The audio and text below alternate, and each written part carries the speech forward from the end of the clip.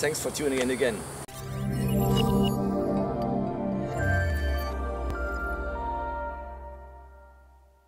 Thanks for tuning in again.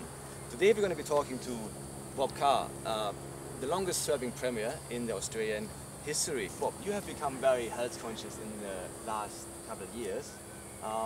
When did you realize that health is actually your true wealth? It's always been on my mind, and I mean, even when I was busy as Premier, I attempted to get out and do an hour's walk, an hour and a half's walk of an evening, or to leave the office and go for a walk around Sydney Harbour. And I was always very conscious of diet. And what's your diet consisting now? What's the percentage of fruit and vegetables, for instance? Oh, it's hard to say the percentage, but I eat a protein-based diet with heaps of vegetables. A lot of vegetables. I eat the only carbs I'd have would be some spelt bread and some oats or muesli in the morning. So my basic meal would be grilled salmon with vegetables or organic beef with vegetables. That's basically my diet. I'll have a big vegetable juice every day. Ah, okay. At least you're making up on the veggie side on that. How often do you work out, Bob? I'd work out 4 or 5 times a week. I do weight training with a trainer. I do cardio training, generally interval training on the bike. And I do Pilates twice a week in the studio and several other times at home on the floor. Fantastic. So how do you manage to work out 4 or 5 days as you have such a busy schedule? Well, you just put it in the diary. You put it in the diary, you book in a trainer, and you just keep that pressure on yourself.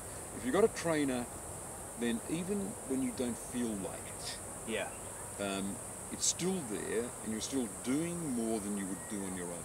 Yes, exactly. And how do you, I know you travel a lot, and how do you manage to keep up with your busy workout schedule while you're traveling? You just find a gym. Easier in some countries than others. Sometimes you've got a hotel gym. There are plenty of gyms in your home country, Germany. They're harder to find in Italy and France for some reason. All right. But you got to keep doing it, and of course travelling on holidays is an opportunity to do a great deal of walking. And what do you think about high intensity interval training?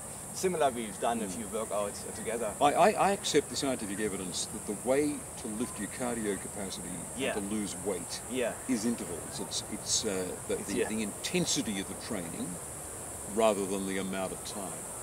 So in the past, I'd think I was doing well if I did 1.5 hours of walking a day. I tend now to do half an hour of concentrated training, of periodic sprinting, of interval training on the bike. And there's a case to be made for both of them, but I think the recent evidence is in favour of interval training when it comes to burning fat. Yes, and of course, if you have a busy schedule, it's obviously much more time. Effective, efficient. Recently I introduced you to kettlebell workouts, and what do you think about kettlebells? Look, I think it's very good. I think if you're used to gym work, you can get too hooked, too dependent on the standard weight training routine. And I think to break it up and to challenge yourself with kettlebells is very, very good. To mix it up. That's interesting. And I know you obviously you like now outdoor workouts, and you love bushworking. How has your how's the vitamin D levels have improved spending more time outdoors? I think the case for working outdoors is overwhelming. The air conditioning of a gym, working under fluorescent light in a gym, that cannot be ideal. You've always argued for working out outdoors, with the sun giving you that vitamin D injection. I think there's a huge difference. Definitely.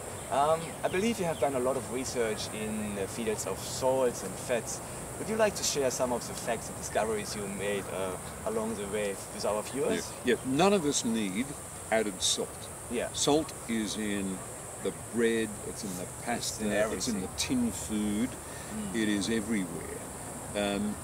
You don't need added salt. You don't need to add salt.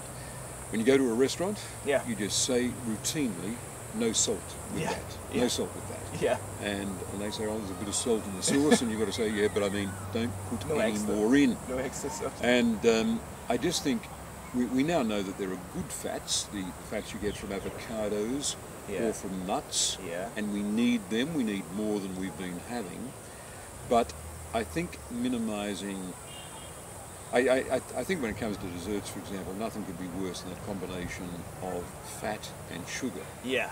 We do know that sugar is just a disaster. There's no case for it. And Massive if disaster. anyone is still drinking sugared drinks, they've got that's the first thing they've got to get out of their diet. Exactly. If anyone is still adding sugar to tea or coffee, that's something they've got to drop.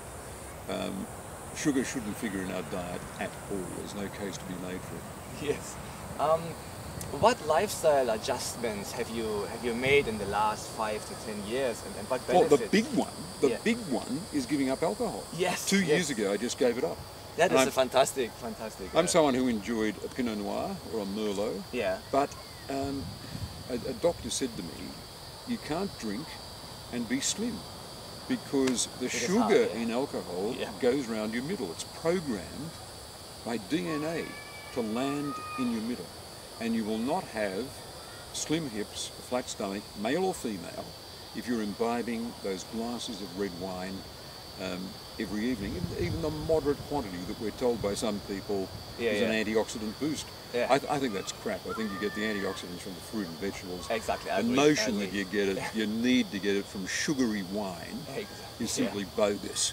And I think if you give up altogether, you'll feel better. There might be moments when you're in a restaurant and you think it'd be nice to have a glass of red wine with this or that.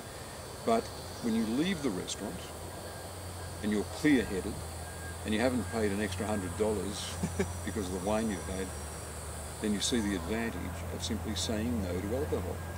And if I can go for 2 years without a touch of alcohol, anyone can. Exactly. That's a fantastic message, and thanks for that, Bob, because that is obviously a problem many people are facing. More and more alcohol is a big problem. In regards to your energy levels, since you have changed and you train so much, you spend more time outdoors, and has your energy levels have gone up? The honest answer is I can't be certain. I can't be certain. Sometimes I'm amazed by the amount of work I can get through in a day when I throw myself into it. And I think I use my energy better than I've ever done in the past. But I don't know whether I can honestly say the changes in lifestyle have boosted them, but I would hate to be attempting to live with a bad diet, no exercise, and a lot of alcohol. I just know I'd be behind. Yes. How about coffee? I believe you gave up coffee as well. Or yeah, I did. No, I gave it up, but I got to say I'm tempted by it. Yeah. And occasionally I'll have a sip of coffee. But it's very strong. And when you don't have coffee, and all of a sudden you experiment by having half a cup, you realise how powerful that is. The little kick can be. So injecting that into your system 3, 4, 5 times a day is adding a very strong additional chemical. Oh yeah. And I would urge people to think about it, to pin back, to experiment with no coffee, and to live with no coffee for some time. Yeah. And if they want to drink one a day, to lift it to that level, but go no further. Yeah. Look, as you know, I'm a raw vegan. What do you think about the raw vegan lifestyle? Obviously, cutting out a lot of toxic ingredients the average person is consuming every day. Yeah. It's a big step. I can accept it intellectually. I understand the arguments for it, but it's a big step, one that I'm not able to make, at least at this stage. It's got to be good. Yeah. In the sense that you'll control obesity, you'll run no risk of diabetes. Your cholesterol levels are bound to be low, I would think. Oh yeah. A doctor could confirm that. Oh yeah, definitely right, yeah. And while the evidence is not overwhelming, you'd have to be putting yourself in a lower risk category when it comes to the cancers that are afflicting us. Heart disease, cancer. Yep. Yeah. So I can see the case. Maybe it's a step I will take, but I'm still wedded to a diet. Yes, with lots of vegetables, but with a protein, fish, chicken, or red meat component. It takes time. Look, I didn't make the switch overnight either. So it took me a few years to come to that level. Bob, you wrote the foreword for that amazing book, Unlocking Your Health and Happiness, and how exciting is it for you to see that book is now becoming a bestseller and is therefore helping millions of people to make better lifestyle choices and adjustments, and yeah. It's just fantastic. I've never seen a book that has brought together so much diverse material on healthy living. It's not just diet, not just exercise, but things like lifestyle, what you have in your home, the approach to life, the sort of carpets you have. I think it's remarkable. It's bound to get you thinking. I think you'd get more value out of this book than you would, more challenge out of this book than you would out of any other I can think of. Yes, that's true. Yeah, thanks, Bob. If you would have one advice for our viewers, and last to wrap it up, to maybe get started in fitness or change to a more healthy lifestyle, what would it be? I think what I've just said, give up alcohol. Yeah. Give up alcohol. Get those redundant sugars right out of your diet, and that's a huge step towards weight control. You will live with less fat around your middle. You won't be your optimal lean self until you get alcohol out of your diet. Yeah, to get the six-pack lifestyle. Thank you very much, Bob, for coming. My pleasure. My pleasure. Thanks, Bob. Thank you. Thanks, Ralph. Good luck.